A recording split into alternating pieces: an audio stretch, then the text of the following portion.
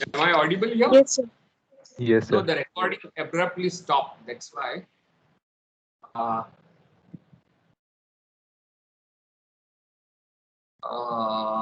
no, okay, it's fine. Yeah. Titiksha is asking, reader, I married him in Jane Eyre is not metafictional because the narrator is Jane Eyre. I hope you get that. In this novel, the narrator is not George Eliot. It's not first person narration. Jane Eyre is telling the reader कि मैंने उससे शादी कर ली. Right? So please don't confuse this with this. Okay, good. Right. Uh, so this is the first principle that realism is an artistic uh, pursuit of truth, and as if truth which is reflected in the mirror of the mind. And now mirror of the mind may be defective, right? But it is the job of the artist to be as honest and truthful to the reflection of the world that is captured in the mirror of the mind. And very interestingly, you can see that this is more or less mimetic in its orientation. And we are in some way moving away from romantic theory of art as expression. Right. Art is here seems to be a kind of being truthful to the mental representation of reality. And that is something that you should bear in mind, that it is not representation of reality, but representation of mental reflection of reality. Now, this can be distorted, right? But it's the ethics, first principle of the artist to be as as truthful as possible. And because she says falsehood is so easy and truth is so difficult. Page 477.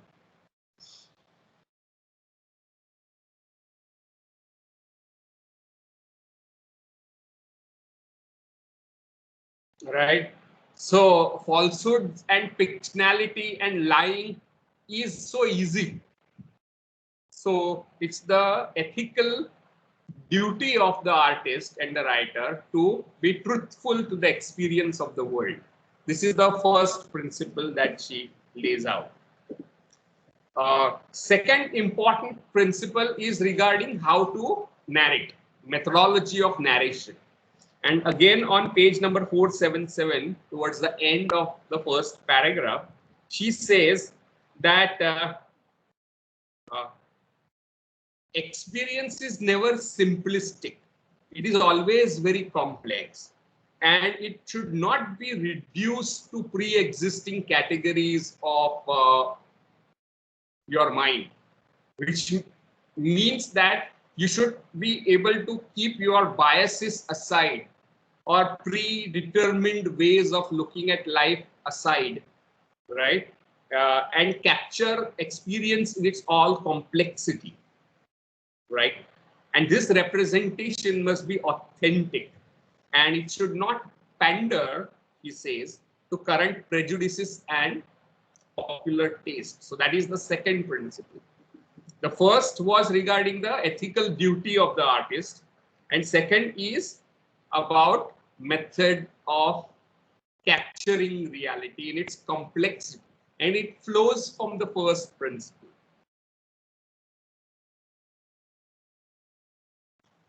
Third is a kind of moral view of the world, right? The first one was regarding ethical duty as an artist. Second was about the mode of capturing complexity of life.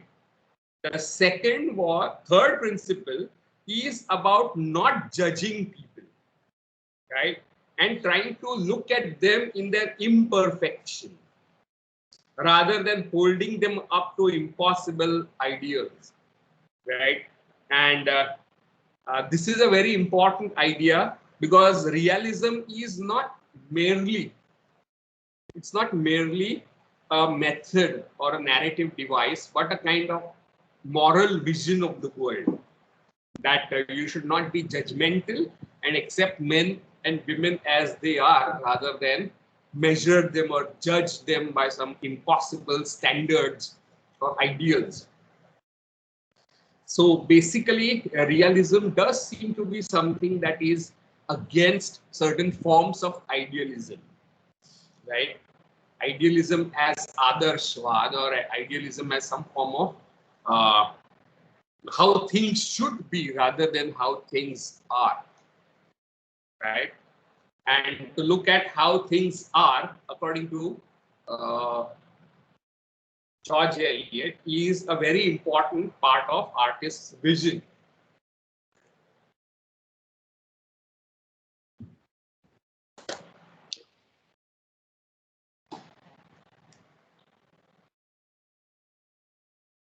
I'm not sure about that. Lord Byron was more of a neoclassicist as a writer and romantic as a person. That's a complex kind of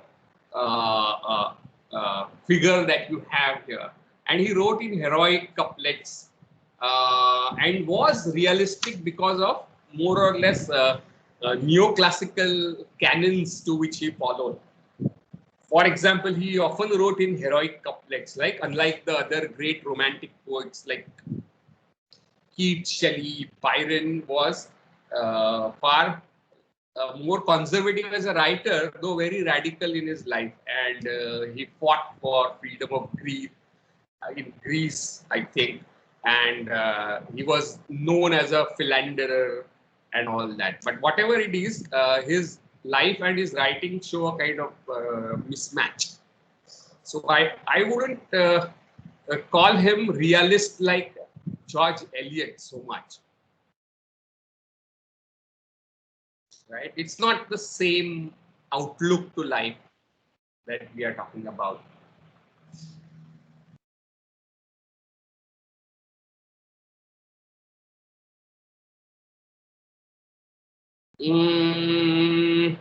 No, Titiksha, first duty is the duty of the artist, right? As honest, his duty or her duty is to be as honest as possible to their life experiences, right? Never lie, to keep falsehood out of writing, of literature. That is the first duty of the artist. It's not so much as the didactic principle. She is not teaching this to people. She is teaching this to the writers. Titiksha, is that clear? Didacticism is when you are trying to teach something or communicate a message to the audience or the people here. Here it seems to be more of advice to the authors. Second principle is not to allow preconceived categories and biases and popular tastes to come between artist and complex representation of reality, right? And the third is that you should not judge people or the world, but see it as it is. And this is what she says, instead of comparing them to some impossible ideals, right? So these fellow mortal, everyone must be accepted as they are. You can neither straighten their noses, nor brighten their wit, nor rectify their disposition. It is these people among whom your life is passed that is needful you should tolerate, pity, and love.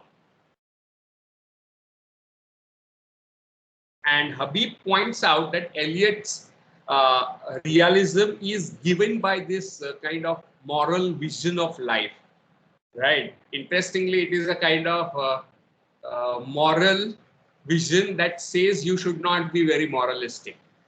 How does that sound? Or should not be judgmental. That is the moral vision, right? Hey. The fourth principle is that of aesthetic, right? The third principle was outlook towards life, artist's outlook towards life. And fourth is for her view of beauty. And this is where she also significantly differs from romantics.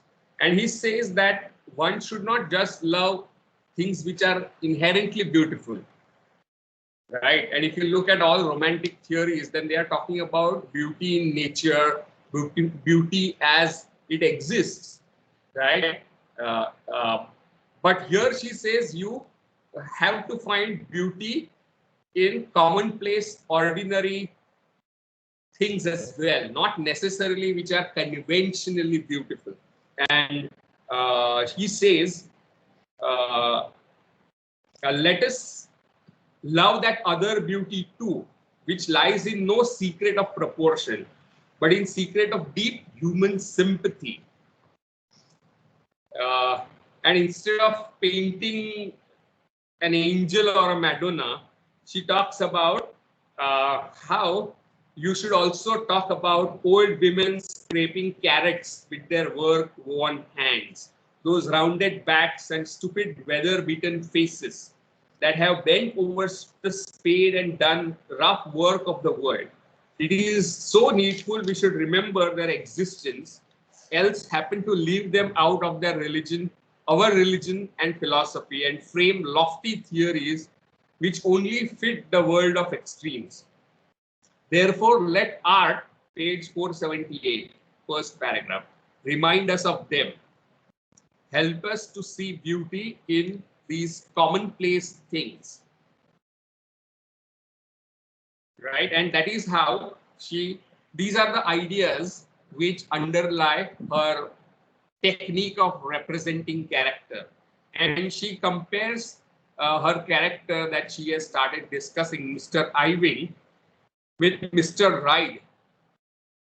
Both of them are priests, I think, but Mr. Hyde was deeply influenced by doctrines of Reformation, and he is very strict on religious aspect of human life, while Mr. Iving is somebody to whom people warm up to.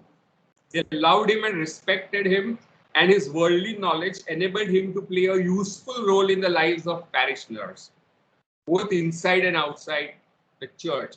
His preaching was not based on bookish doctrines and notions, but on feelings, and it is this which actually influenced people to act morally. While Mr. Hyde, another character, was severe in rebuking the aberrations of flesh, which means basically sexuality and all the 7 deadly sins that are mentioned in Christianity. So you can see we have come back to the discussion on Christianity, right? Her moral, broad, tolerant, inclusive vision of Christianity is reflected in her theory of realism and her own technique and own themes of writing, right? And this form of realism that George Eliot promoted was very different from other kind of theories, in the sense that the other theories that we are going to talk about, like Emile Zola or William Dean Howells, are driven by certain scientific rationality, positivism in their outlook. While in George Eliot's case, it's more of ethical outlook. And this is where I want to connect it with the question that cropped up yesterday with Saloni, that why is it partial rejection of romanticism? Is because romanticism, if you remember Saloni, that it turned towards the rustic, for example, Wordsworth, towards the illiterate, right? It was a kind of democratic in its outlook, if you remember, right? So this is the democratic spirit that is alive in the theory of realism as well. So while it rejects the idealistic and metaphysical and escapist tendencies of romanticism, it does seem to continue certain democratic vision of life. And this is also, you can see the influence of French Revolution over here. So does that respond to your query, Saloni? Yes, it does. It makes sense then. Okay, so this is George Eliot's theory of realism. Anything that you have to say, ask, any queries, doubts?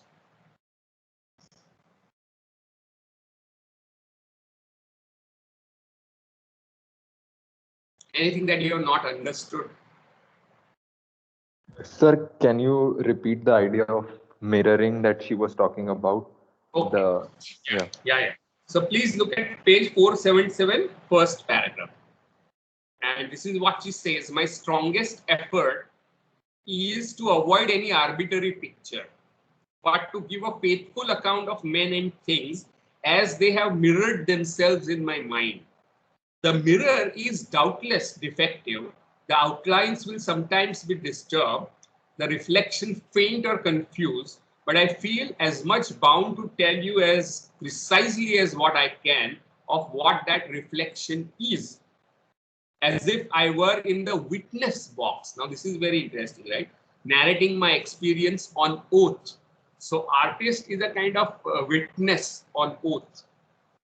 So he or she won't commit perjury, as they said. But the point that I extended was that it is not accurate representation of reality that you are trying to capture in your work of art, but you are trying to capture the reflection of reality in your mind, a mental image that you are trying to capture in your work of art, right? And this is where it seems to connect to the traditional theories of art that you even find in Shakespeare, that art holds up mirror to life and so on and so forth, right? So this mirroring business resembles the mimetic theories as well, right? So this is where again you can see the move away from expressive subjectivist narrative of romanticism to more objective, more detached, if you want to say so, not judgmental at all, uh, mode of representing reality. Sir, when she talks about this mirror, Hmm. Yeah, go when ahead. she Then we will have other questions. Yeah. when she talks about this mirror being defective, is she talking about prejudices or what? Like Yes, her as human beings are fallible, right? And Okay. you cannot have 100% accurate mirror. So this defective mirror is her humility, and also she's conceding that you cannot be 100% objective and truthful all the time because your biases are bound to creep in. But at the same Okay. time, it's like a witness, right, on oath, that you have to be as honest as possible Yes. uh, But in your. yeah. Hmm. So is there an understanding here that her reflection may be different from a different author, or is like this is realism? So is it not like that all representations are same, because it is she's talking about a mirror, so her mirror can be different from someone else and defects differ. So yeah, that's my question. Yeah, that doesn't seem to be present over here, right? Okay. It's not that impressionistic, and impressionism Mhm. is something that she wants to reduce. Subjectivity as is something that she wants to reduce, right? Which she says there is always a possibility of being subjective, but you have to reduce it as much as possible as a guarantee.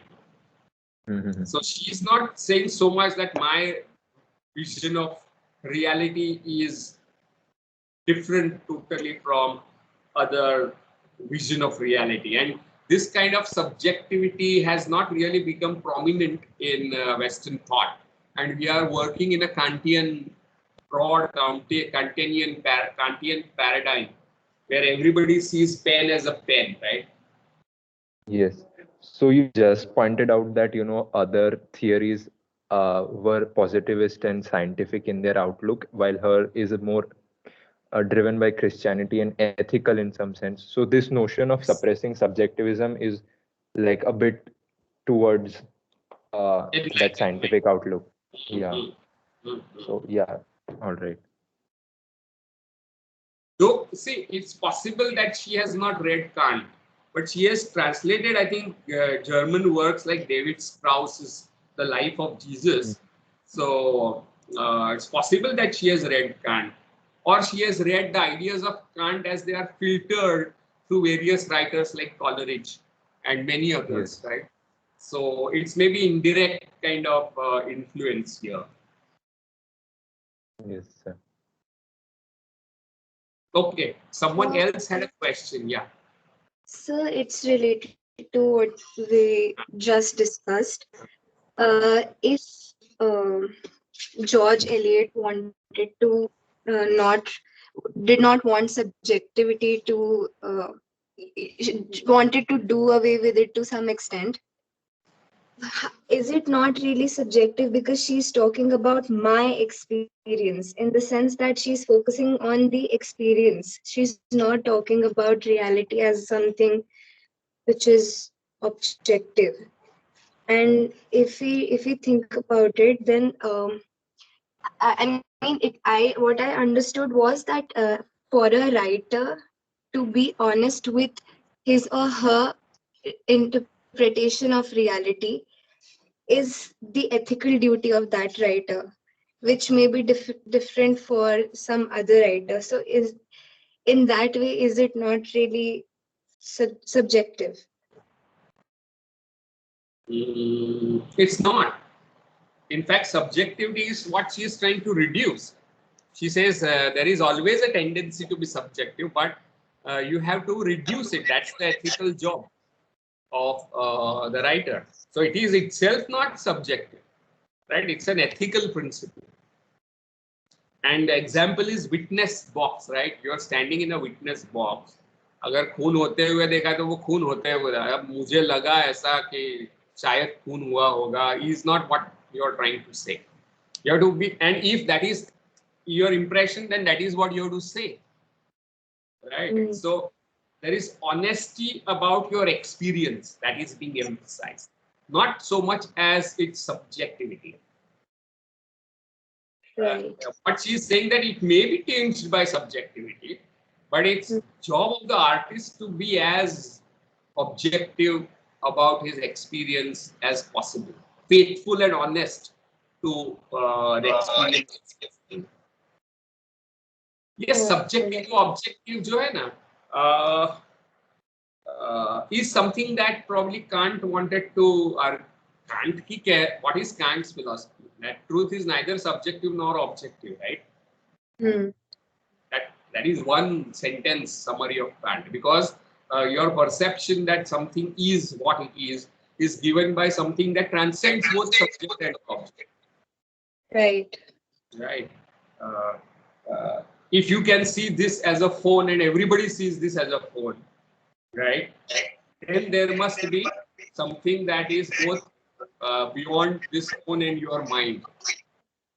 So phenomenal world is not impressionistic subjective world. Phenomenal world की जो हम बात करते हैं, आप रास्ता cross कर रहे हो और ट्रक जोर से आ रहा है, तो ये phenomenal reality है, right? Which is there for everybody. Angle of point of view may be different, but then it is there. You can't say ये तो मुझे ऐसे लग रहा है कि ट्रक सामने से आ रहा है. Yeah, because realism does not include supernatural, fantastical. Exactly. And supernaturalism is something that is another target that realist writers are taking against romanticism. And the person who does that to an extreme is Emile Zola, who is considered to be one of the most important proponents of naturalism. And now that you have brought up that word supernatural, supernaturalism is opposite of naturalism, right? Supernaturalism says that everything in the world would have some supernatural cause to it, right? That while naturalism believes that everything in the world has a natural cause, right? So that is the primary difference between naturalism and supernaturalism. So romanticists had this supernaturalistic attitude in the in the sense that they were fascinated by myths and legends and metaphysical ideas of man and nature and the world. Naturalism is almost an expression of positivism in creative writing, right? Positivist method of creative writing is what you can define naturalism as. Now, when I say creative writing, it means that positivist approach is to be adopted by novelists and poets, not so much poets, but novelists and short story writers or playwrights, right? So it is a scientific, and what Zola calls that this is the scientific ism of scientific age. The previous age of neoclassicism and romanticism is over. This is the scientific age, and let us produce literature of scientific age, right? And he is not talking about science fiction. Then what is he talking about? He is talking about how life or how characters behave or who characters are to be understood in a naturalistic, positivistic framework. Which means if person is miser, then there must be some natural cause behind that person's miserliness, right? Or somebody is behaving in a particular way, then the cause of that person's behavior lies in the psychological truths and influence of the environment, hereditary and influence of the environment. So these are the influences that shape person's behavior. So there is everything that you write has to have all the incidents that you describe, all the characters that you describe should be explainable in naturalistic scientific manner. That's his theory. And he lays out this theory in his essay called The Experimental Novel, written in 1880. Émile Zola is one of the leading French novelists of the period, right? And he is known for a cycle of 20 novels under the rubric Les Rougon Macquart, concerning two branches of the family, the Rougon, I can't pronounce it, and the Macquart. And what he does is he traces the natural and social history of the family through number of generations, laying emphasis upon their behavior as influenced by hereditary and environment.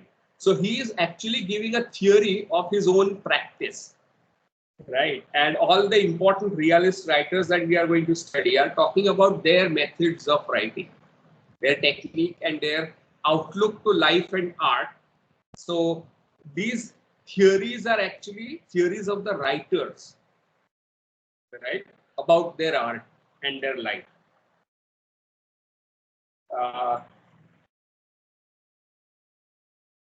Any questions about what is naturalism in contrast to supernaturalism or romanticism?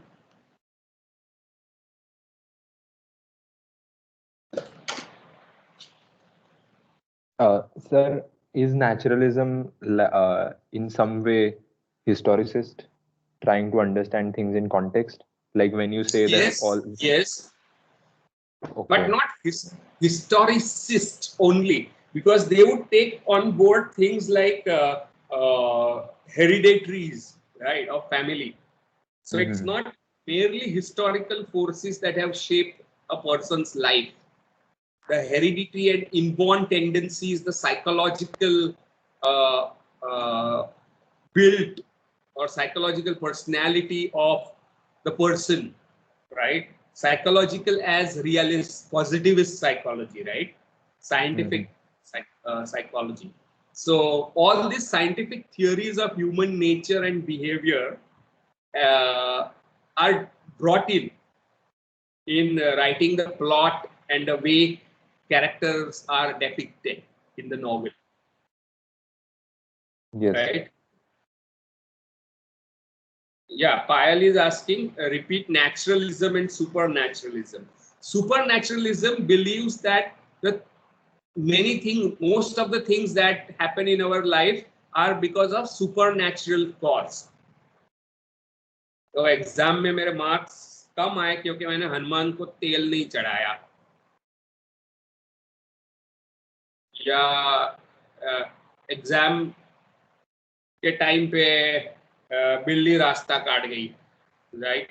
Something, or even if you look at words like influenza, flu, then earlier days people used to think that flu was caused by the influence of stars, right? Influenza was produced by astral influences, while the modern scientific theory pointed towards germs and viral, right?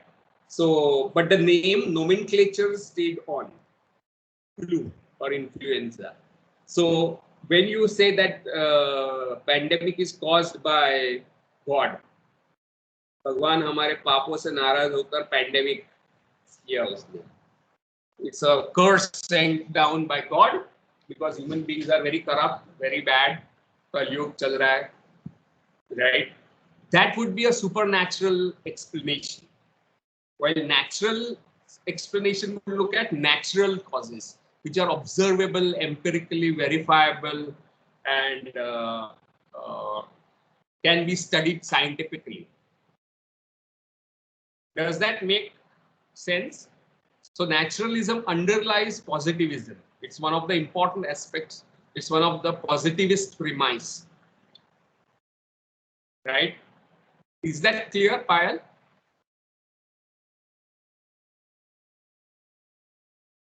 Yes. Any other question about naturalism?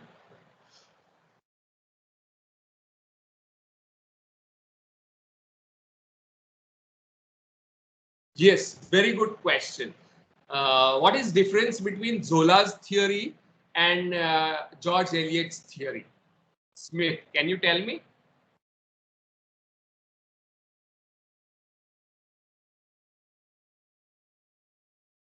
Could you please repeat what you said? Pardon? I couldn't hear you. Could you please repeat? What is difference between Zola's theory of naturalism and George Eliot's theory of realism? में क्या फर्क है?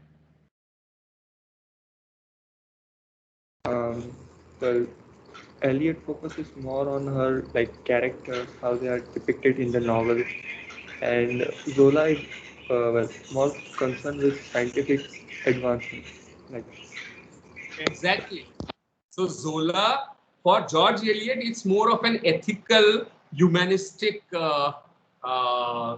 Christian humanistic vision based on sympathy, right? And compassion for human beings in spite of their flaws and deficiencies and lack of beauty or lack of morals or whatever.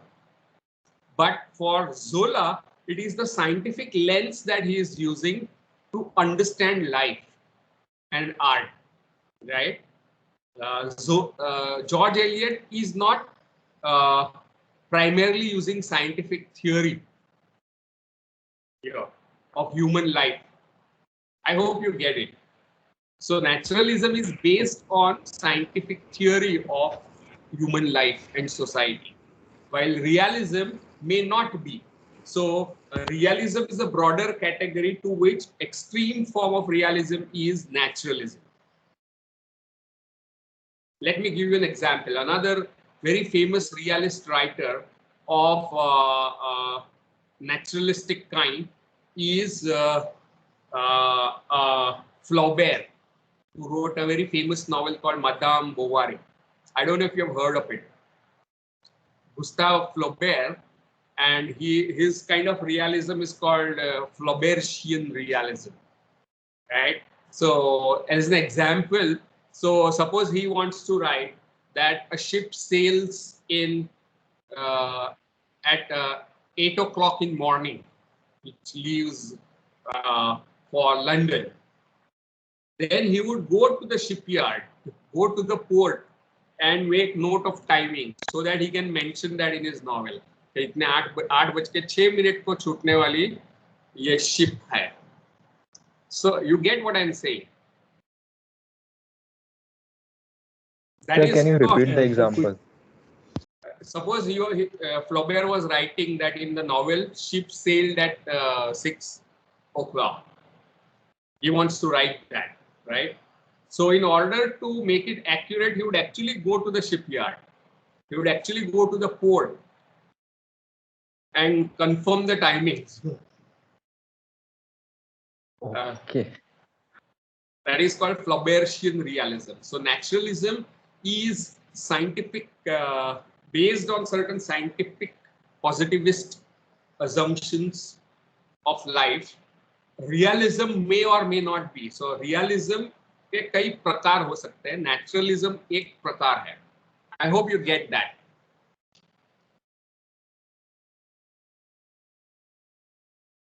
Yes, Digvijay is saying that he is studying the character as an object, right? Naturalism is an extension of realism. I would say rather it is an extreme form of realism, which is based on scientific kind of outlook, which may or may not be there in other writers who are realistic. I hope you get it. So if you are talking of Venn diagram, तो realism बहुत बड़ा circle होगा. उसके अंदर एक circle है naturalism, right? Okay. So let's look at his novel very quickly in 5 minutes. I'm sorry, his essay, and then we will stop at 12:50 sharp.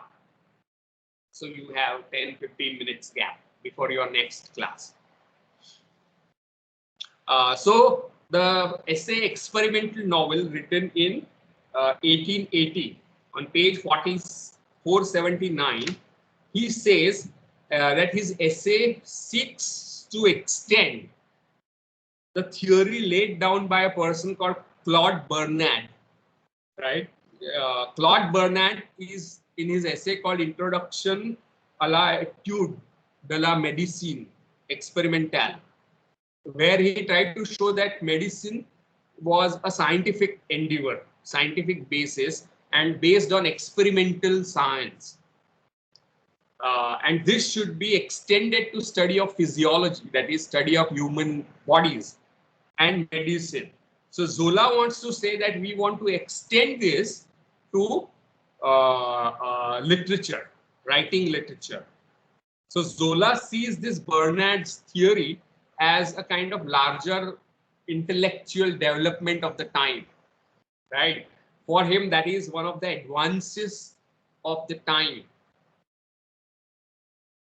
And he remarks that this is a return to nature, but nature here again, very interestingly, right, is very different from Wordsworth's definition of nature, right? So word nature. So now one thing that you have to give up is just say that romanticism is about nature, because realism में भी nature की बात आती है, neoclassicism में भी nature की बात आती है, right?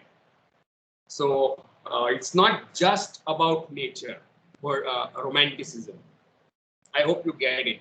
So return to nature, nature as natural, right? And scientific explanation of all phenomena. And he makes a case, Zola makes a case for literature governed by science. Now this is very interesting. You have to understand, he is not talking about criticism as a scientific discipline. ये भी एक trend शुरू होगा, पर इस ऐसे में नहीं है. I hope you get that. One trend is to make criticism as scientific, positivist branch of study. But what Zola is saying is that as a novelist, you should be scientific and positivist. As a short story writer, you should be novelist, positivist, and naturalist. This is very important.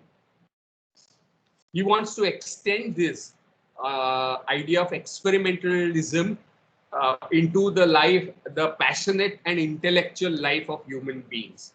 So while Bernard wanted to extend this to physiology and medicine. Zola wants to extend this scientific, naturalistic, positivistic approach to passionate life, passionate and intellectual life. And he makes a distinction between a mere observer who tries to photograph reality and experimentalist, right, who has certain assumptions and hypotheses and trying to make a point, discover something through experiment, right? There is a difference between observer and a scientist. Scientist is not mere observer. And again, this is where you can see that he is different from Zola, from George Eliot, right? He does not want to remain merely a witness, but to discover the underlying laws of human life, passionate and intellectual life of human beings. I hope you get this, right? So there is a room for doubt and coming to false conclusions of going wrong, which is part of any scientific experiment, right? It is has to be fallible. It is fails very often, right? So you discover, you argue, you start out with a hypothesis, you fail, right? Or you may confirm that hypothesis. So this is the method that he wants to encourage in creative writing, right? And unlike the writers before him who were influenced by neoclassicist or romantic tendencies, they had a preconceived notion of human life, right, or man.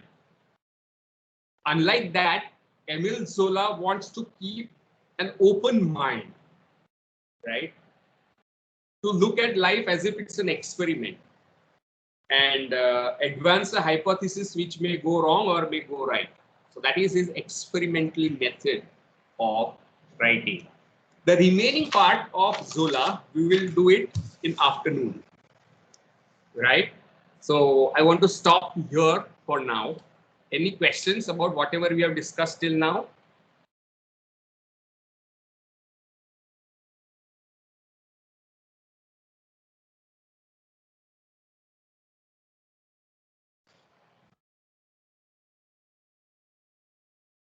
Sir, can you just repeat that point of being different from Eliot when he talks about Right. discovering the underlying laws of human life?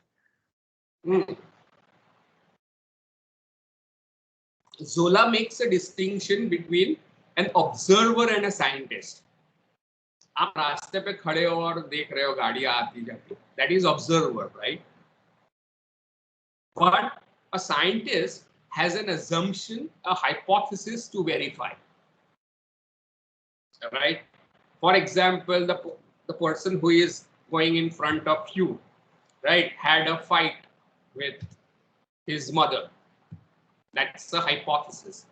So you are interested in trying to, you have an intentionality, right, and an aim behind observation. That aim is to try out what are your assumptions about human life. So say for example, if you think that a person is upset because of certain things that have happened in his life, his face shows that he is upset, then you try to give a kind of hypothesis and see if that is right or wrong. So observation with a purpose is what an experimentalist does, as against a mere observer जो सिर्फ देखना चाहता है कौवे कैसे जा रहे हैं. Yes, sir. Experimentalist जो होता है वो जानना चाहता है कौवे क्यों है अभी आया. Or you have an hypothesis that maybe there is a lot of things that are waste, dirt and waste and garbage is being dumped somewhere. So that's why there are a lot of crows, right? And you then go out and find out कहाँ पे है. अरे हाँ है यहाँ पे कचरे का ढेर है. So you are confirming your hypothesis. Right? Yes, So sir. that is And the experimental method. so, as in Eliot, we have the observer who doesn't want to go in why things happen the way they do. Because I haven't read Eliot for that matter, that's why I'm No, asking. I think it is more of non-judgmentality that he is emphasizing, she is emphasizing, George Eliot, right? Okay. Non-judgmental way of looking. But this is more intentional and explanatory, right? It's All right. more theoretical way of watching, Mm-hmm. in scientific sense of the word theoretical. That you have to verify, experiment. Okay. I can extend the question in this next class. Yeah. Yeah. Okay. So we meet at 2:45, right? And there was some discussion in the group about the date of exams. Is there any doubt about 12th?